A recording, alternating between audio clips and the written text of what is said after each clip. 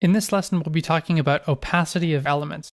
If you want to follow along, you can open up color and transparency 2.html from the working files folder. Now, before we were talking about setting background colors with alpha in them. It turns out you can actually do that for the entire element. That's actually very simple to do. All you have to do is opacity 0.2 or whatever it is you want.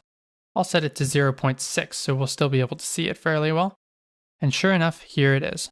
You'll notice that not only did the background fade away, but the text itself faded away as well. The important thing to keep in mind is that opacity and background color with alpha are completely different things.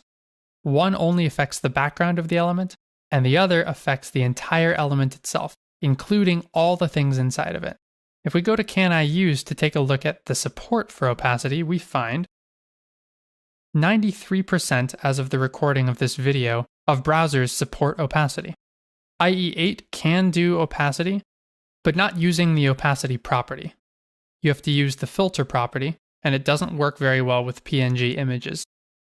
If you click Show All Versions, you'll find that pretty much everybody supports it, aside from IE8 and below. Generally, when I use opacity in the document, it's more of a stylistic thing.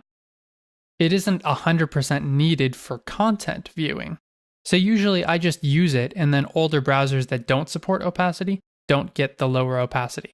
That results in a slightly degraded viewing experience for them, but at least the content is all still there.